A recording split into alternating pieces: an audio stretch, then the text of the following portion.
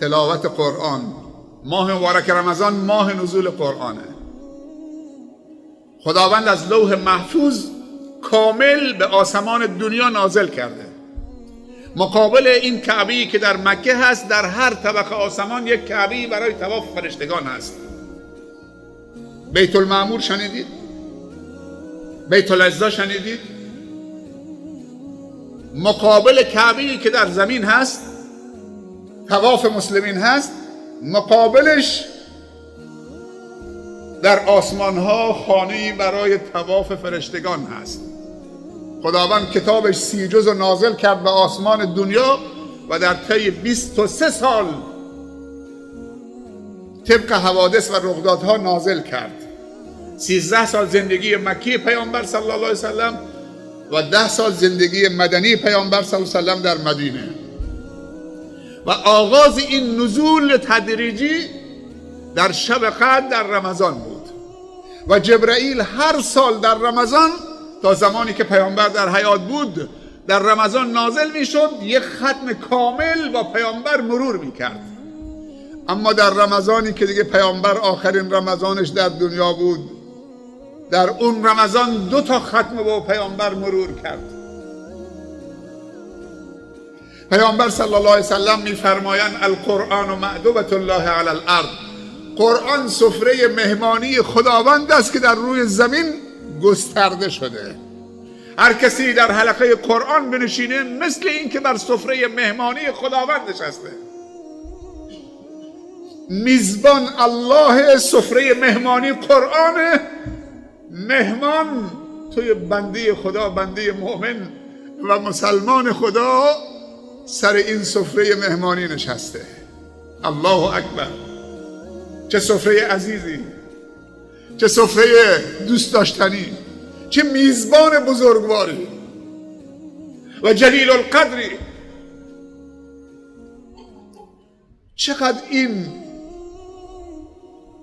میزبان جلیل القدر، چقدر الله رب العزت و الجلال بندگانشو اکرام بکنه فقط خودش میدونه. چقدر من تو رو اکرام داره میکنه. هر برنامه‌ای که در قرآن آمده یک اکرامی است برای ما و شما.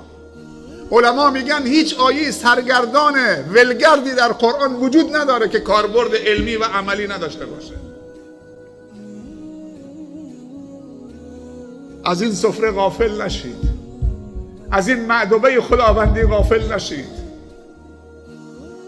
حیفه که سفره خداوندی و مهمانی خداوند رد بکنیم بریم کنار مهمانی ابلیس، حلقه پاسور و ورق در ماه مبارک رمضان، خصوصا در شبهای پایانی رمضان که میلیونها دست به دعا گرفتن در حرمین و در جاهای دیگه، تو اینجا پاسور رو به هم بزنید.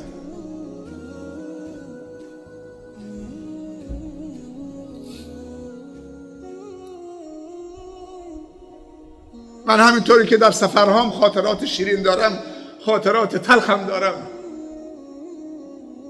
یکی از این خاطرات تلخی که همیشه تو ذهنمه، در یکی از سالهایی که خدا توفیق داده بود و منت گذاشته بود در شهر پیامبرش اقامت داشته باشیم، وقتی حجاج از منطقه می آمدن خیلی خوشحال بودیم. می رفتیم که اکرامشون بکنیم، همراهی بکنیم، راهنمایی بکنیم. تا یکی از شبها رفتم بعد از نماز خونه یکی از حجاجی که از روستاهای اطراف بندر عباس آمده بود، میشناختمشون. پیر بود، سال خورده بود، بالای 70 سال بود. نشسته بودیم درباره مدینه و شهر پیامبر و صحابه و اینا صحبت میکردیم. یک دفعه دیدم که تنباکو از کنار ساکش مشخص شد، آشکار شد. 2-3 برگ تنباکو. جا خوردم، گفتم پدر جان این تنباکو چیه؟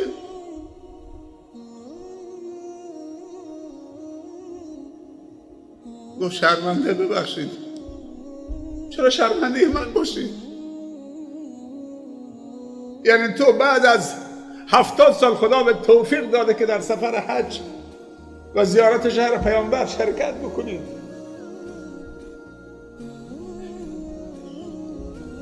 تنباکو با خودت آوردید که اونجا تنباکویی که باب دلت باشه نیست که قلیون بکشید. یعنی نماز تو حرام میخونید بعد میری هتل قلیون تو چاق میکنید. تو معنی لبیک میفهمید وقتی که احرام پوشیدید؟ وقتی کفن پوشیدید معنی لبیک گفتن لبیک اللهم لبیک لبیک لا شریک لک لبیک ان الحمد والنعمة لك والملك لا شریک لک. تو فردای قیامت جواب پیامبر چه دارید؟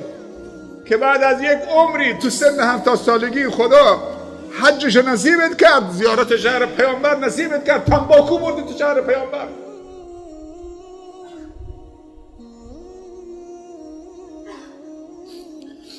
بعضی بازی سنگ پاسور با خودشون بردن تو سفر حج، میرن تو مسجد الحرام نماز میخورن، حوصلمون سر رفت بریم هتل بازی سنگ بکنیم، بازی برم میکنیم.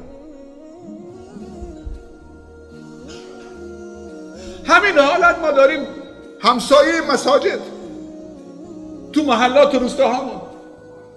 یه عده شب دارن گریه میکنن، تو قیام ایستادن، دعا میکنن، تلاوت قرآن میکنن. همسایه بغلی سفره پاسور انداخته، ورق نشستن شب نشینی تا نصف شب، سیگار بکش و پاسور ورق بازی میکنه.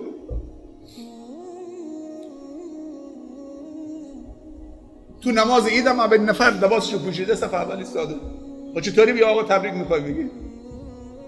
این عید عبادته. عید حج هم عید حج عبادته.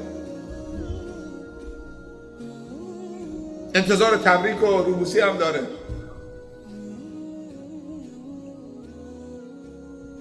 القرآن و معدوبة الله علی الارض. پیامبر صلی الله علیه و سلم به امتش میگه روز قیامت خداوند به قاریان قرآن میگه در دنیا همونطوری که در دنیا صدا تو زیبا میکردی، قرائت تو شمرده میخونید، امروز منزل تو در آخرت در بهشت نزد آخرین آیه است که در دنیا تلاوت کردی. نفس تو صدا تو طولانی بکن و بلند. هر جایی که آخرین آیه در دنیا تلاوت کردی همجا منزل توست.